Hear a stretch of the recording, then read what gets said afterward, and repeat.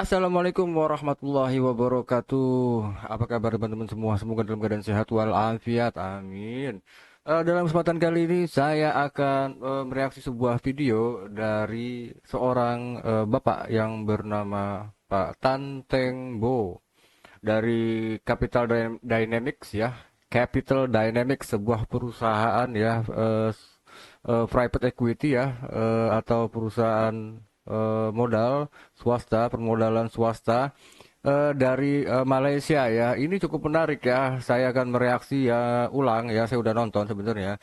Ya, saya udah nonton dan tadi ini cukup insight atau pandangan yang cukup menarik dari Bapak Tan Teng Bo mengenai perekonomian Indonesia, situasi politik dan bagaimana posisi Indonesia 10 tahun, 20 tahun ke depan, apakah bisa menguasai perekonomian atau mengalahkan Malaysia, bahkan India?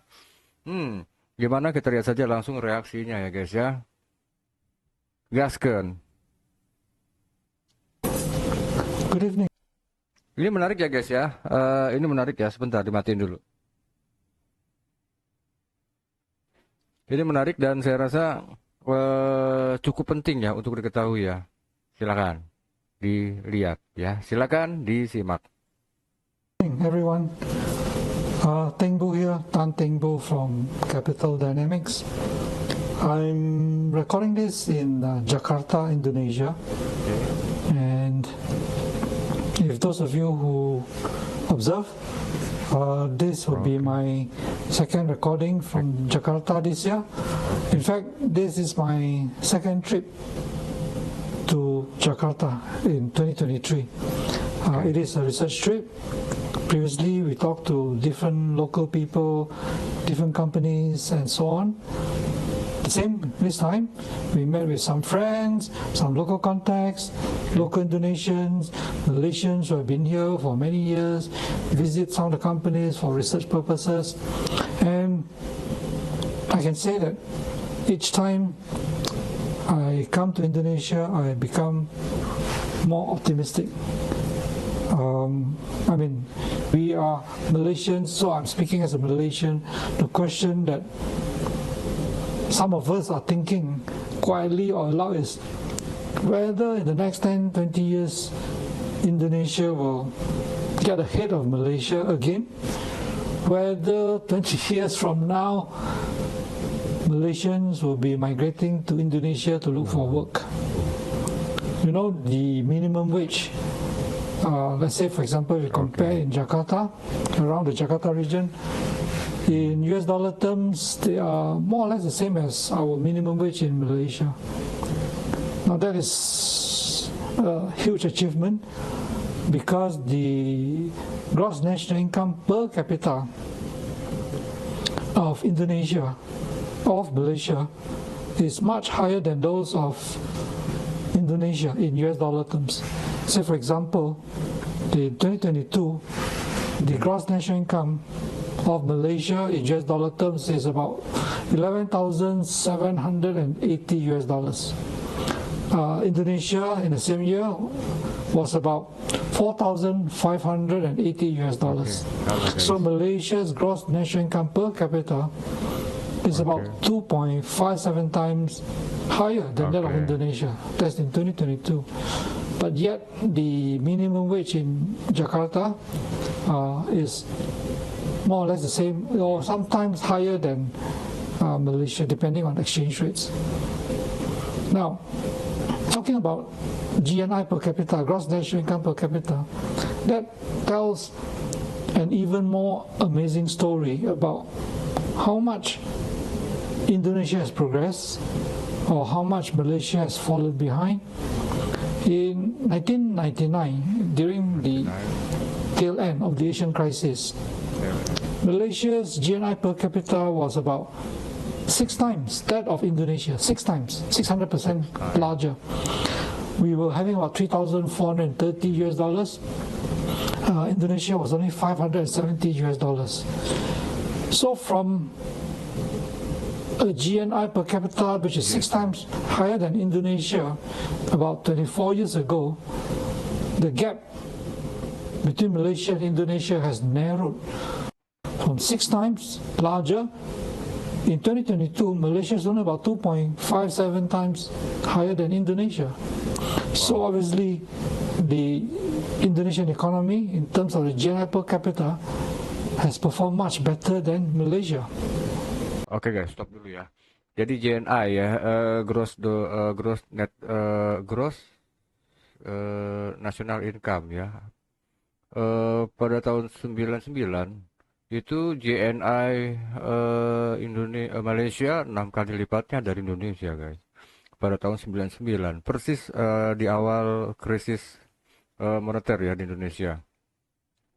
Namun pada tahun 2022 ya jadi mengecil jadi 2,57 aja ya. Nah, jadi GNI-nya itu pertumbuhan GNI-nya sangat luar biasa Indonesia. Mantap ya. Luar biasa. Dan katanya tadi cukup menarik dia bilang orang Malaysia akan migrasi untuk cari kerja di Indonesia. Wah, Kak, gimana ceritanya nanti tuh? Lanjut. And Indonesia has not only outperformed Malaysia, but Indonesia on the same measurement, GNI per capita, has gone ahead of India. In 1999, Indonesia's GNI per capita was about 1.29 times higher than India. By 2022, even though the Western media loves to tell you that India is one of the fastest growing economy in the world and India's got such huge potential, but by 2022, Indonesia has gone ahead. Indonesia's GNI per capita has widened to 1.92 times that of India's GNI per capita. So, whether it's comparing with Malaysia, you could say that our GDP growth has been slow, or comparing with India, where you could say that GDP growth has been high and robust, Indonesia has outperformed these two economies. So if Indonesia can outperform India over the last 20 odd years and Malaysia over the last 20 odd years, the question now is, in the next 10-20 years, will Indonesia outperform Malaysia even more? I think the key question is, as for both Malaysia and Indonesia and even India as well, is political stability. As I mentioned in my past broadcasts, my past videos, Indonesia has enjoyed 20 years of political stability. Ever since SBY became president in 2004 up to now, Indonesia has not seen the political turmoil that has gripped Thailand, Malaysia, Philippines, and for that matter, even ahead of India. 20 years of political stability is a major achievement for a young democracy like Indonesia. Now, as I talk to you, it's December. So, by February next year, 2024, we will know, because Indonesia is having their general election, and we will know whether Indonesia will enjoy another 5 to 10 years of political stability. Because if the Indonesians choose wisely and able to produce a president that can achieve political stability over the next 5 to 10 years, can you imagine in the next 10 years how much Indonesia can achieve for their economy? Right? And I think what is interesting as we talk to the local people, the local Indonesians and the Malaysians who work here, is that the coming 2024 election, first thing is it's going to be a rather peaceful one, because there's no kind of extremist type of positions by the three candidates, Prabowo, Ganja and Anies. Right? All of them are talking about promoting the national interest of Indonesia. So the local Indonesians that we talk to, some are in favor of Ganja, some prefer Anies, some prefer Prabowo for different reasons, right? But what is interesting is that all of them sort of come to agree that whoever becomes the next president of Indonesia, there will be political stability. So in a way, it doesn't really matter, because the end result will be stability and a president that will be able to try to achieve national objectives. And the other crucial thing about Indonesia compared with, say, Malaysia, is that they have good choices.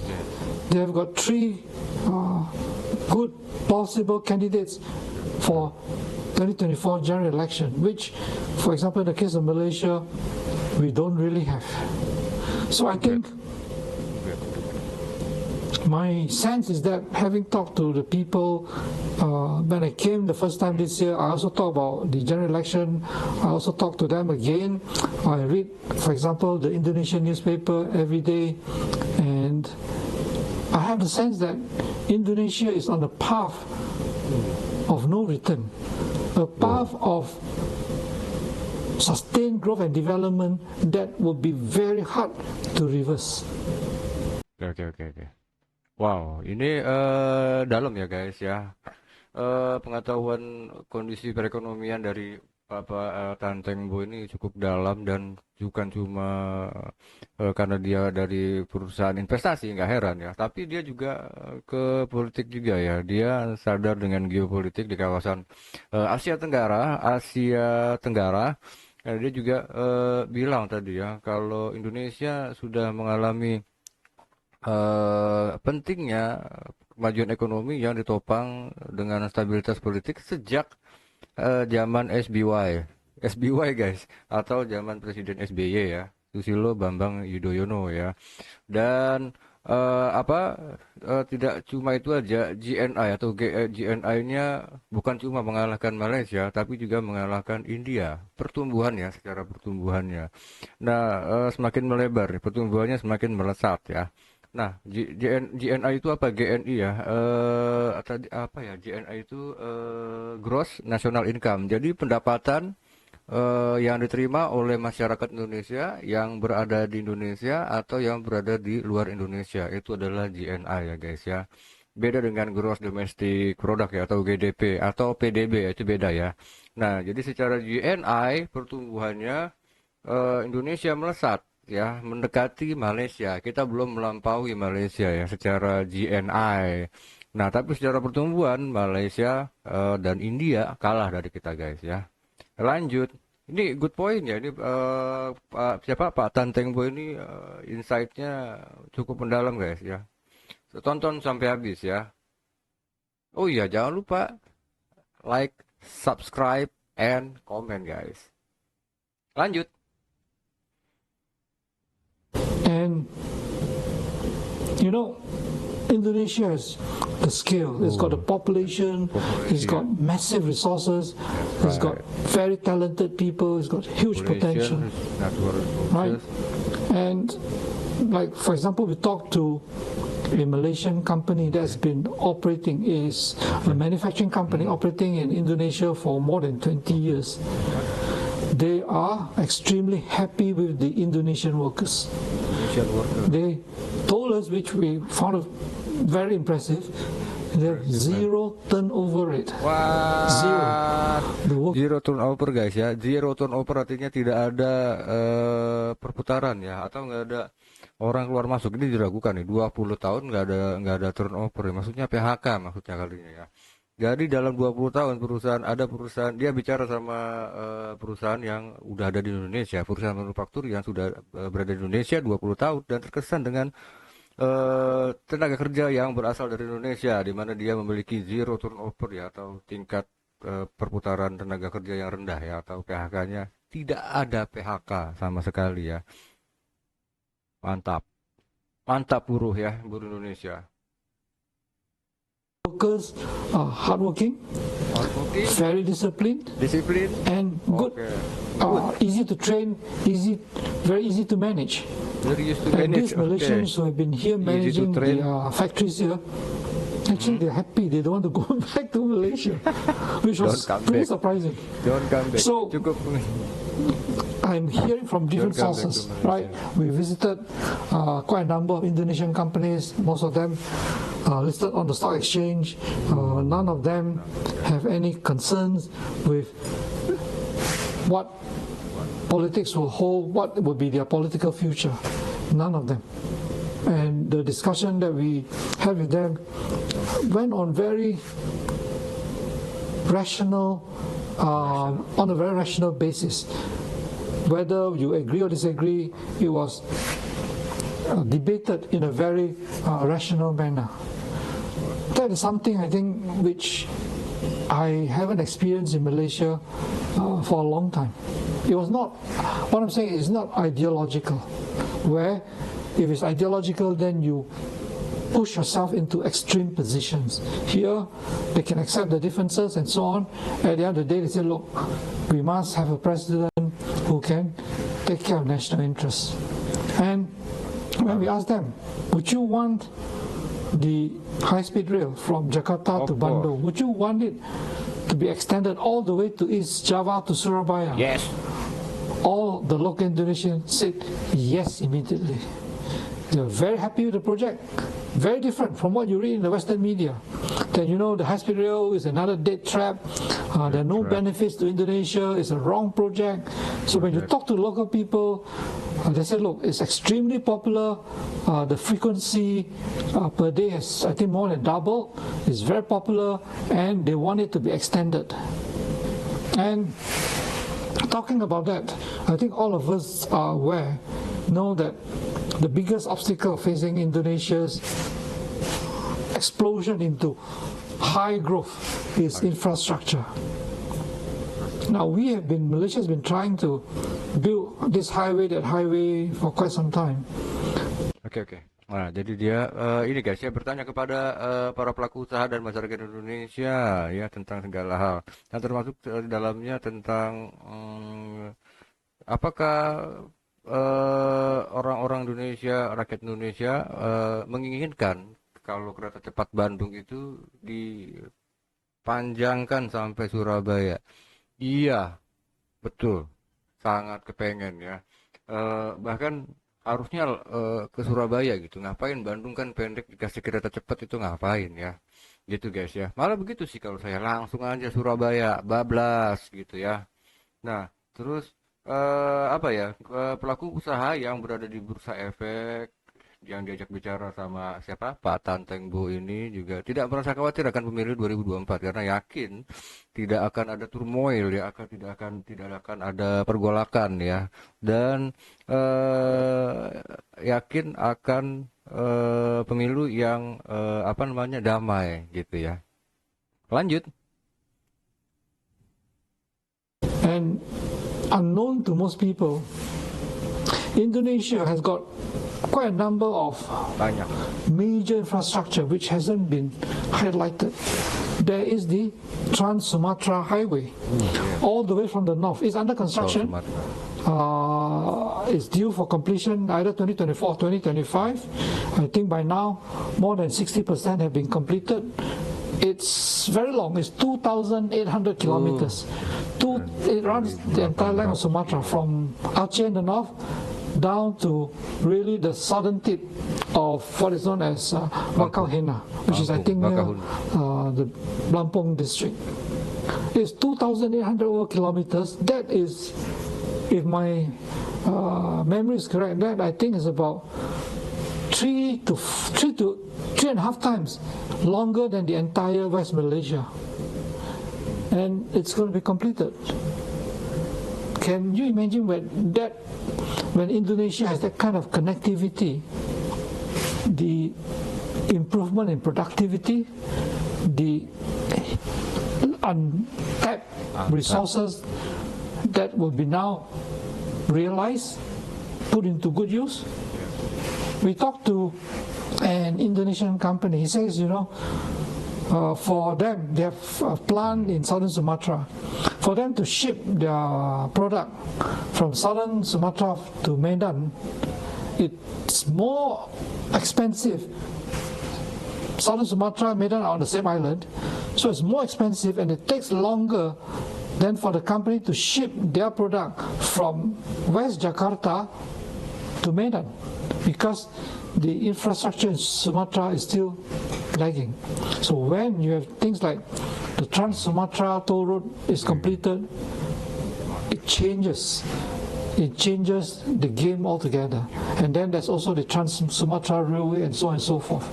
And then of course, you have the new capital Nusantara, right, which is going to be... Oke guys, nah ini infrastruktur ya. Jadi menurutnya Pak Tanteng Bu, yang menghambat Indonesia untuk mengalami mengalami pertumbuhan yang meledak ya, eksplosif, itu adalah infrastruktur. Dan itu benar banget ya.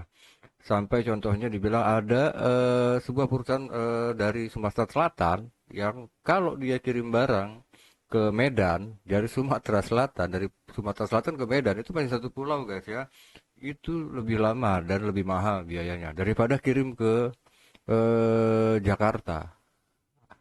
Nah, aneh kan ya. Dan ada dia juga bilang Indonesia ada proyek yang tidak ditonjolkan, yaitu mega proyek pembangunan jalan lintas Sumatera ya, Trans Sumatera sepanjang 2.800 km, luar biasa banget ya. Dan dia bilang itu merupakan panjangnya 3 sampai 3,5 kali lipat kalau nggak salah panjangnya dari Malaysia bagian barat.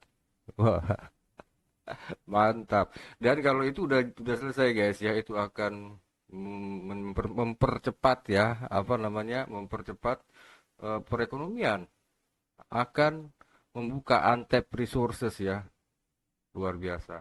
Lanjut. Launch next year is really progressing pretty well, but that's just the first phase. So I think,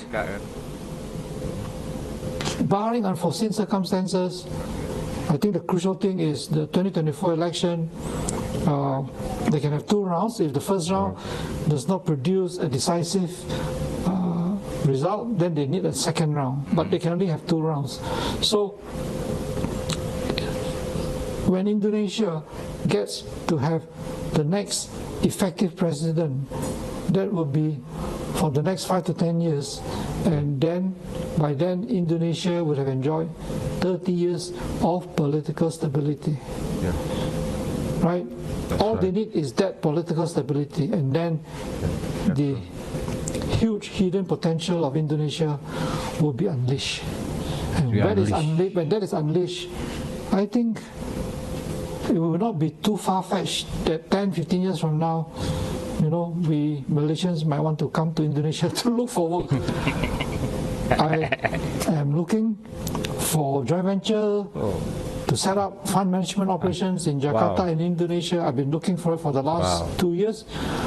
If any one of you has got people who can connect with us, we're more than happy. We're more than happy to talk to them and set up our fund management business in Indonesia. So that's my take, and I hope you enjoyed it. I hope you find it useful. And if you have any other topics, comments that you'd like us to discuss in our live sessions, because we could talk about investment. Last week we talked about why I respect Charlie Munger more than I respect Warren Buffett, and of course there were 2 or 3 comments that were made that was totally stupid, which I don't know why such comments are allowed or made in the first place. And I travel a bit, I travel quite a fair bit, and I go to different places and so on. And I'm an observer of many things: Malaysian political situation, US-China situation, Chinese economy, US economy. So if you have topics that you want us to talk about, let us know. And more importantly, like us, like our social media, share. Whatever you think is useful. Oke guys ya, ini udah akhir-akhir video nih ya. Jangan lupa subscribe juga ya ke siapa ini, ke Capital Dynamics ya. Will Indonesia Outperform Malaysia judulnya ya. Judul videonya ya. Sangat menarik sekali ya. Insight-nya wow, luar biasa. Sangat menakjubkan ya. Kalau dilihat ya, bisa dibilang benar semua ya apa yang dikatakan ya sama siapa, Pak Tanteng Bu, dia orang Malaysia yang bikin video pakai bahasa Inggris ya, bukan bahasa Malay, bahasa Melayu ya. But it's okay. It is okay because karena I understand English ya a little bit. So it doesn't matter to me whether you use English or Malay. Ya. Oke. Intinya Indonesia kalau setelah pemilu ini yang insya Allah akan damai, amin ya, akan berlangsung secara damai. Indonesia akan 5 sampai 10 tahun ke depan akan menikmati stabilitas politik ya, yang akan menopang perekonomian Indonesia yang akan menjadi sangat luar biasa, insya Allah, mudah-mudahan, amin ya, bisa terjadi. Siap. Demikian reaksi kali ini cukup menarik, bagus sekali dari Pak Tantengbo. Terima kasih banyak Pak Tantengbo dari Capital Dynamics. Sampai jumpa teman-teman di lain kesempatan. Assalamualaikum warahmatullahi wabarakatuh.